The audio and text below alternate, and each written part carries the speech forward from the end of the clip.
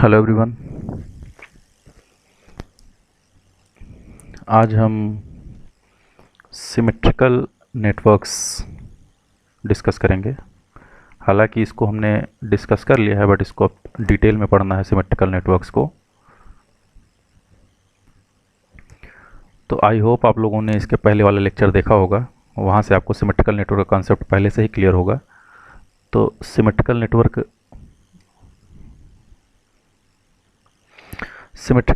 वह नेटवर्क होता है, मान लीजिए एक 2 पोर्ट नेटवर्क है। वह नेटवर्क होता है जिसको इनपुट और आउटपुट दोनों साइड से देखने पर ये सेम दिखे, आइडेंटिकल हो, या फिर यूँ कहें कि इसके इनपुट और आउटपुट टर्मिनल्स को अगर हम बदल दें तो इसके इलेक्ट्रिकल कैरेक्टरिस्टिक्स चेंज नहीं होते हैं। उसको हम क्या कहते हैं? Symmetrical network. ये हमने कल देखा था।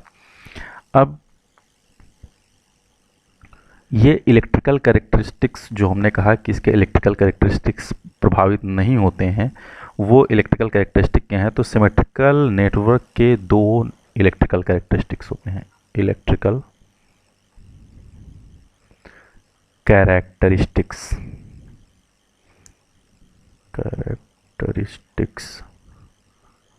इसकी दो इलेक्ट्रिकल कैरेक्टरिस्टिक्स होती हैं सिमेट्रिकल नेटवर्क की, जिन्हें हमें पढ़ना है। एक को कहते हैं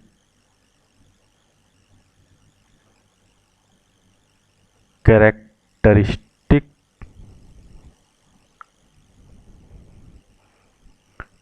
इम्पीडेंस, इसको Z0 से रिप्रेजेंट करते हैं।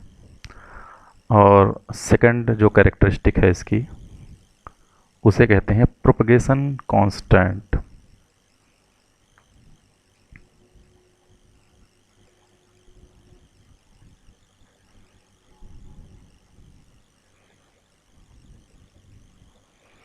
प्रोपगेशन कांस्टेंट इसे गामा से रिप्रेजेंट करते हैं।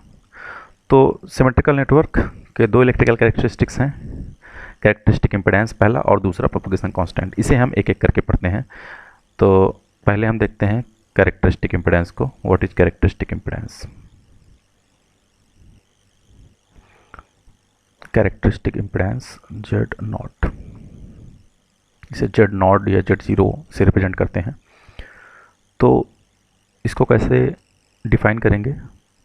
मान लीजिए कोई एक सिमेट्रिकल नेटवर्क है,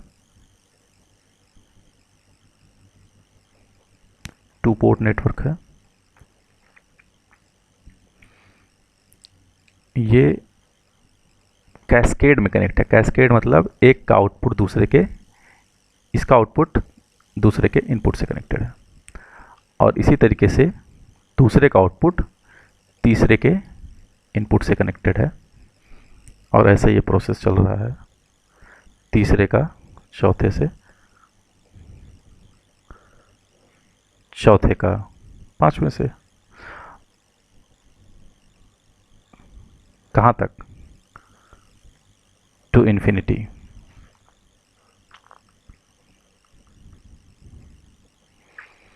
तो इसका डेफिनेशन ये है कि अगर हम किसी सिमेट्रिकल नेटवर्क को कैस्केड में कनेक्ट करें, इनफाइनाइट सिमेट्रिकल नेटवर्क्स को, अगर हम इनफाइनाइट सिमेट्रिकल नेटवर्क्स को कैस्केड में कनेक्ट करें, कैस्केड मतलब एक का इनपुट नेक्स्ट का आउटपुट, और ऐसे इनफाइनाइट सेक्शंस को, सिमेट्रिकल सेक्शंस को कनेक्ट करें, तो इसके इनपुट पर, पहले सेक्शन के इनपुट पर एक, जो पहले सेक्शन के इनपुट पर इम्पीडेंस का एक निश्चित कांस्टेंट मान होता है। इम्पीडेंस की एक निश्चित वैल्यू होती है, जिसको हम कैरेक्टरिस्टिक इम्पीडेंस Z0 से रिप्रेजेंट करते हैं। सिंपल। अगर हम इनफाइनाइट सिमेट्रिकल नेटवर्क्स को कैस्केड में कनेक्ट करें, तो जो इम्पीडेंस हमें यहाँ से देखने पर, इनपुट साइड से देखने पर, या फर्स्ट सेक्शन से देखने पर मिलता है, उसी इम्पीडेंस को हम कैरेक्टरिस्टिक इम्पीडेंस कहते हैं। Simple definition. और इसकी जो वैल्यू होती है कैरेक्टरिस्टिक इम्पीडेंस की, ये डिपेंड करती है किस चीज़ पर? ये डिपेंड ये करती है कि जो नेटवर्क एलिमेंट्स हमने यूज किया है और नेटवर्क स्ट्रक्चर क्या है, ये उस पर डिपेंड करता है। तो इसकी वैल्यू डिपेंड करती है, डिपेंड्स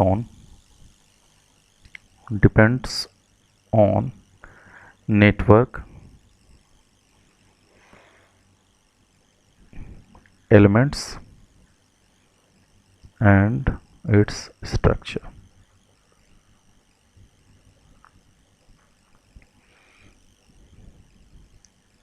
ओके फिर से एक बार, अगर हम इनफाइनाइट सिमेट्रिकल नेटवर्क्स को कैस्केड में कनेक्ट करें तो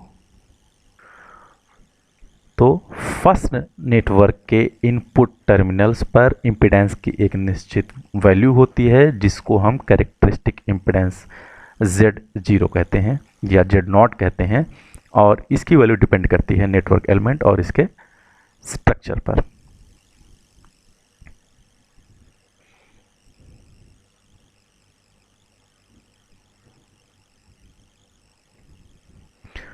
अब हम फिर से वो फिगर बनाते हैं।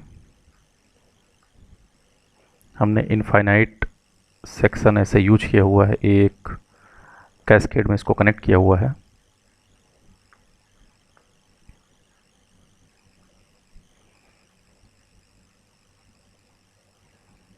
ये प्रोसेस चलता रहेगा अप टू इन्फिनिटी तो यहाँ से हमें जो इम्पीडेंस मिलेगा पहले सेक्शन से वो क्या होगा, वही होगा कैरेक्टरिस्टिक इम्पीडेंस या Z0। अब एक काम कर सकते हैं हम, मान लीजिए कि हम पहले सेक्शन को हटा दें, यहाँ से कट कर दें इसको, सिर्फ इतना ही सेक्शन रहने दें।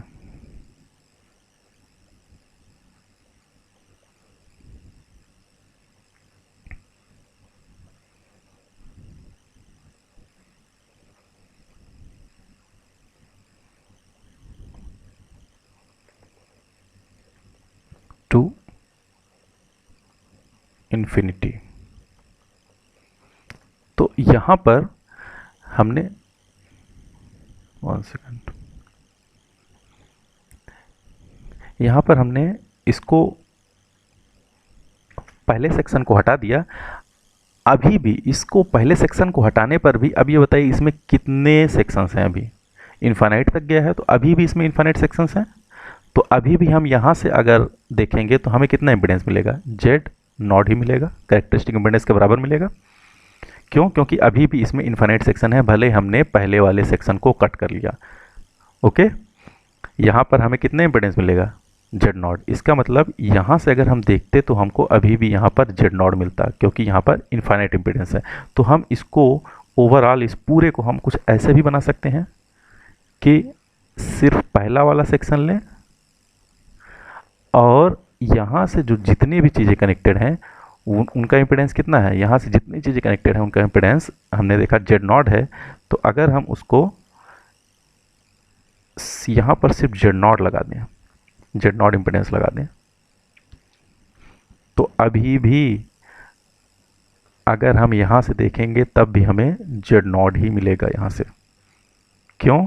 क्योंकि यहाँ से देखने पर Z0 मिल रहा था, तो हमने क्या किया, इस सेक्शन को सिर्फ Z0 से, पहले वाले को सिर्फ Z0 से टर्मिनेट कर दिया, तो भी हमें इनपुट से देखने पर Z0 ही मिलेगा जो कि पहले मिल रहा था। तो इसलिए हम ये भी कह सकते हैं कि अगर किसी सिमेट्रिकल नेटवर्क को उसकी कैरेक्टरिस्टिक इम्पीडेंस से टर्मिनेट किया जाए, टर्मिनेट करना मतलब उसके आउटपुट साइड पर Z0 कनेक्ट करना, तो अगर किसी सिमेट्रिकल नेटवर्क को उसके कैरेक्टरिस्टिक इम्पीडेंस से टर्मिनेट किया जाए तो इसकी इनपुट इम्पीडेंस Z0 ही रहती है, कैरेक्टरिस्टिक इम्पीडेंस ही रहती है। ओके, तो ये था कैरेक्टरिस्टिक इम्पीडेंस, जिसको हम मैथमेटिकल वे में भी देखेंगे। हालांकि आपके सिलेबस में डेरिवेशन नहीं है तो उसको फिर भी हम लोग थोड़ा बहुत देखा जाएगा। तो ये था एक कैरेक्टरिस्टिक इम्पीडेंस का सिंपल एक्सप्लेनेशन। इसके बाद सेकंड जो कैरेक्टरिस्टिक थी वो थी प्रोपगेशन कांस्टेंट।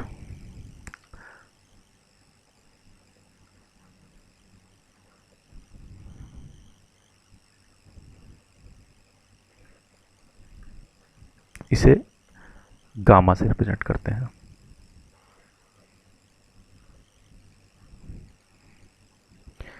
प्रोपगेशन कांस्टेंट क्या रिप्रेजेंट करता है, नेटवर्क की इनपुट और आउटपुट करंट, नेटवर्क में इनपुट होने वाली करंट और आउटपुट करंट में रिलेशन को रिप्रेजेंट करता है,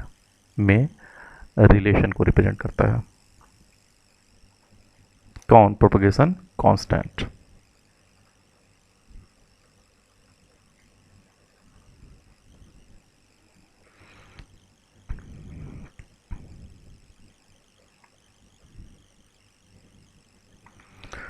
तो कोई भी सिमेट्रिकल नेटवर्क हो, उसमें एंटर करने वाली करंट और उसमें से निकलने वाली करंट के बीच के रिलेशन को ये रिप्रेजेंट करता है, कौन? Gamma, propagation constant gamma. मान लीजिए आपने यहाँ से इनपुट करंट दी है, सेंडिंग सिरा है, यहाँ से आपने current input current the IS और यहाँ से आपको जो करंट मिली आउटपुट साइड पर वो मिली I1। तो इन दोनों जो करंट्स हैं इनका ये रेशियो कांस्टेंट होता है, IS अपॉन I1। ये किसी भी सिमेट्रिकल नेटवर्क में, इसमें एक सिमेट्रिकल नेटवर्क है तो उसके सिरों पे इनपुट एंट्री करने वाली करंट और इससे बाहर निकलने वाली करंट का रेशियो कांस्टेंट होता है और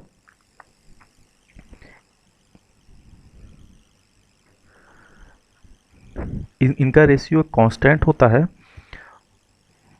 और ये दोनों करंट्स एक दूसरे से अपोजिट फेज में होती हैं। तो अपोजिट फेज में होती हैं, इसका मतलब ये जो रेशियो होता है ये रेशियो वेक्टर होता है, ना कि स्केलर।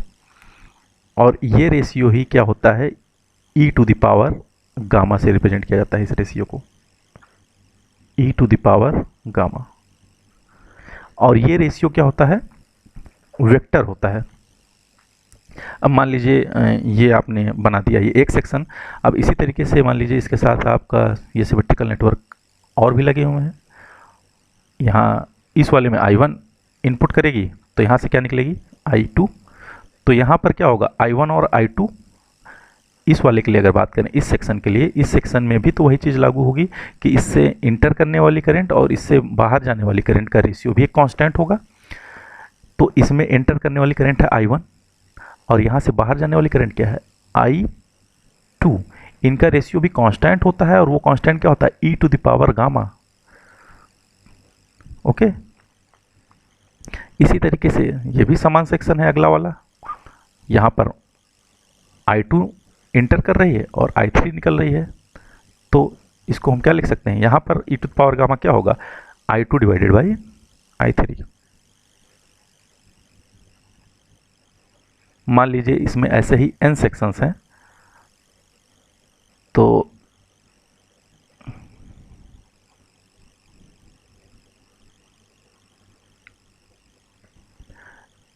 और यहाँ पर n सेक्शंस हैं और लास्ट में यहाँ पर जो आपको करंट रिसीव हो रही है रिसीविंग एंड पर वो है IR। n सेक्शन है तो n सेक्शन होने की वजह से इनपुट करंट होगी मान लीजिए IN-1 इसको कहेंगे, और रिसीविंग सिरे पर जो करंट मिल रही है IN को हमने रिप्रेजेंट किया IR से। तो ये सभी के सभी का जो रेशियो है इनपुट और आउटपुट करंट का वो निश्चित होता है और वो होता है e to the power gamma के बराबर। ठीक है, और ये जो रेशियो है ये रेशियो एक वेक्टर क्वांटिटी है। तो प्रोपगेशन कांस्टेंट में हम कैसे डिफाइन कर सकते हैं कि किसी सिमेट्रिकल नेटवर्क में इनपुट होने वाली करंट और उससे बाहर निकलने वाली करंट का एक निश्चित रेशियो होता है और इस रेशियो को हम e to the power gamma से रिप्रेजेंट करते हैं, जहां गामा क्या है प्रोपगेशन कांस्टेंट होता है। चूंकि ये सभी आइडेंटिकल सेक्शंस हैं इसलिए इनके लिए भी वही चीज़ लागू होगा जो कि पहले के लिए लागू है। अब यहाँ पर अगर हम बात करें कि IS अपॉन IR क्या होगा, IS सेंडिंग एंड पर और रिसीविंग एंड पर, इसको हम ऐसे भी लिख सकते हैं, IS अपॉन IR को हम ऐसे भी लिख सकते हैं IS upon I1 into I1 upon I2 into I2 upon I3। क्योंकि n सेक्शन है तो ये ऐसे चलता रहेगा कब तक, इंटू IN-1 अपॉन IR तक। देखिए आई एस अपॉन आई आर को हम ऐसे लिख सकते हैं, आई S upon I one, I one cut जाएगा, इधर आई टू कट जाएगा, आई थ्री कट जाएगा ऐसे, और आई एन माइनस वन ऐसे, लास्ट में I N minus one cut जाएगा, बचेगा I S upon I R. Okay, या फिर हम इसको ऐसे भी लिख सकते हैं कि I S upon I R equal to, I S upon I one की वैल्यू क्या है, ई to power gamma, I S upon I N की value e to power gamma. इसी तरीके से I one upon I two की value क्या है, ई to power gamma. I two upon I three की वैल्यू क्या है, यहाँ से ई टू पावर गामा। ऐसे ही लास्ट में I N upon I N minus one upon I R की वैल्यू क्या है, ई टू पावर गामा। तो I S upon I R की टोटल वैल्यू जो होगी, अगर यहाँ पर हमने n सेक्शंस माने हुए हैं टोटल, तो ये हो जाएगी I S upon I R की value e to the power n gamma, अगर n सेक्शंस हमने माने हुए हैं। ओके, जहाँ गामा क्या है, गामा है प्रोपगेशन कांस्टेंट, और ये गामा एक वेक्टर क्वांटिटी है। इसको हम रिप्रेजेंट करते हैं अल्फा प्लस जे बीटा से। वेक्टर क्वांटिटी को रिप्रेजेंट करने का तरीका है अल्फा प्लस जे बीटा। इस गामा को ऐसे रिप्रेजेंट किया जाता है, जहां अल्फा को कहते हैं एटीन्यूएशन कांस्टेंट, एटीन्यूएशन कांस्टेंट, और बीटा को कहते हैं phase shift constant, phase shift constant.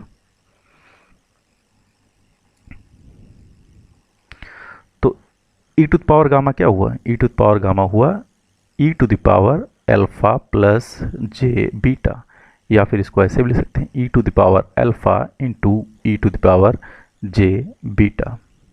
Okay, तो e to the power alpha तो सेम रहेगा, e to the power j beta को हम ऐसे भी लिख सकते हैं, आप लोगों ने पढ़ा होगा, इसको लिख सकते हैं, रिप्रेजेंट कर सकते हैं कॉस बीटा प्लस जे साइन बीटा से। ओके, ये आप लोगों ने पढ़ा होगा मैथमेटिक्स में। या फिर ई टू द पावर गामा को हम ऐसे भी लिख सकते हैं e to the power alpha. अच्छा, इसको अगर हम दो पार्ट्स में डिवाइड करें, इसके मैग्नीट्यूड और इसके फेज में, तो हम क्या लिख सकते हैं इसको, इसका मैग्नीट्यूड क्या होगा, मैग्नीट्यूड होगा under root cos square beta plus sine square beta, ये इसका मैग्नीट्यूड हो जाएगा। और इसका फेज क्या होगा, फेज एंगल इसका क्या होगा, tan इनवर्स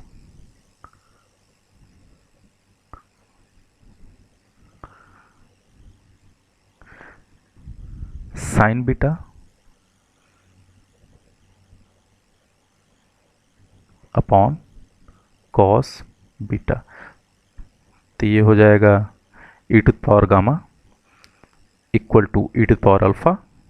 ये इसकी वैल्यू क्या होगी, cos square beta plus sine square beta की वैल्यू 1 होगी, 1 का under root 1 into at an angle tan inverse sine beta cos beta, क्या हो जाएगा sine beta upon cos beta, ये हो जाएगा tan बीटा।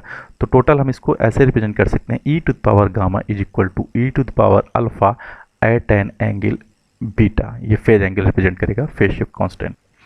जहां ये e to the power alpha ये अटेन्यूएशन दिखा रहा है कि करंट जो इंटर की है, ई to the power gamma is equal to, ये जो अटेन्यूएशन दिखा रहा है इसका मैग्नीट्यूड दिखाएगा। E to the power alpha को हमने क्या लिखाया था अभी, आई एस अपॉन आई वन, ये इसका मैग्नीट्यूड दिखाएगा, और ये एंगल बीटा इन दोनों के बीच फेज शिफ्ट दिखाएगा, आई एस और आई वन के बीच। तो यहाँ से आपको ये क्लियर हुआ कि e to the power alpha क्या है, ई to the power alpha is equal to magnitude of ratio of two currents I S on I one, I S over I one, जहाँ अल्फा क्या है, अल्फा है attenuation constant. अच्छा, ये ई की power gamma के लिए है, अगर n सेक्शन होंगे तो क्या होता है, ई to the power n gamma होता है, अभी हम लोगों ने देखा था e to the power n gamma. ये क्या हो जाएगा, I S upon I R, और ये एंगल क्या हो जाएगा, सारे एंगल्स जुड़ जाएंगे, बीटा बीटा बीटा बीटा, तो ये हो जाएगा n टाइम्स बीटा। ओके,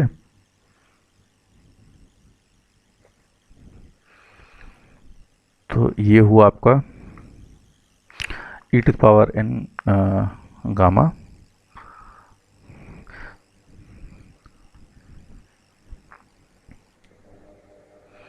अच्छा, अगर हम सिंपल बात करें, ये गामा प्रोपगेशन कांस्टेंट था, लेकिन इसमें अल्फ़ा जो होता है, या जिसको हमने अभी देखा ई टू द पावर अल्फ़ा, ये मैग्नीट्यूड है किसका, आई एस और आई वन के आई एस और आई वन के रेशियो का ये क्या है, मैग्नीट्यूड है। तो ये अल्फ़ा क्या था, अल्फ़ा एटेन्यूएशन कांस्टेंट था। तो एटेन्यूएशन कांस्टेंट को अगर रिप्रेजेंट करना हो अल्फ़ा को, तो हम इसको कैसे रिप्रेजेंट कर सकते हैं, लॉग बेस ई मॉडुलस सेंडिंग करंट उस सेक्शन से अपॉन उस सेक्शन से निकलने वाली करंट आई वन, और इसको मेज़र करते हैं नेपर्स पर किलोमीटर में, नेपर्स पर किलोमीटर।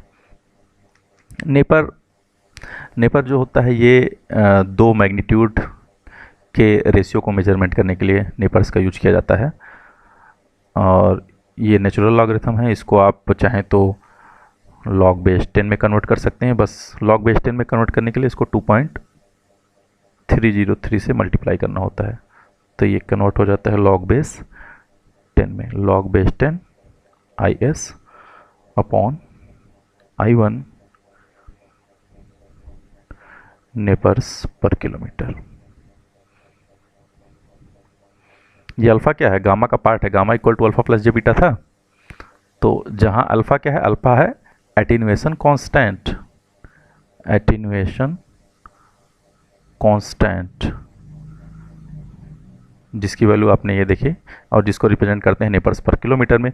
और बीटा क्या है, beta is phase shift constant, phase shift constant is beta, और इसको रिप्रेजेंट करते हैं रेडियंस पर किलोमीटर में, रेडियंस पर किलोमीटर में, ये फेज शिफ्ट को रिप्रेजेंट करता है।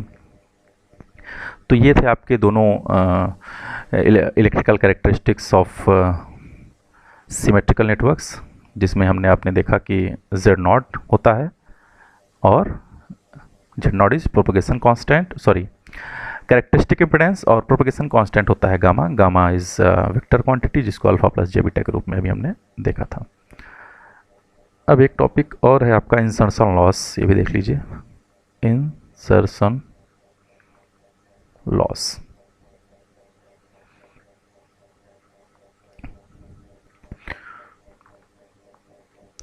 तो इंसर्शन लॉस क्या होता है, मान लीजिए कोई सिस्टम है, इस सिस्टम में आपने कोई सिग्नल अप्लाई किया,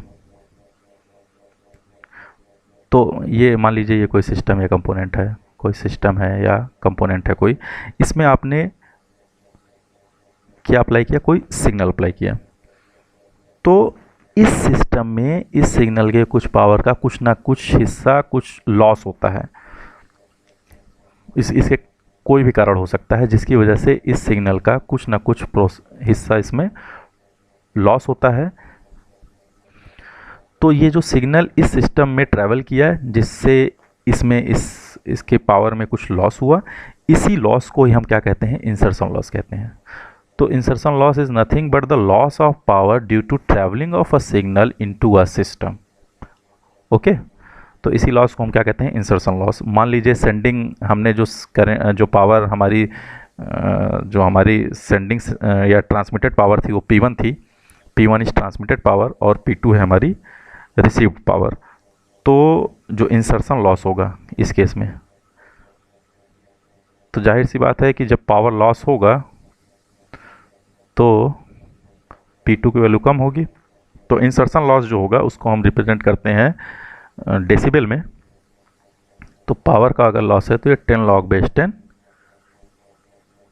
P1 अपॉन P2।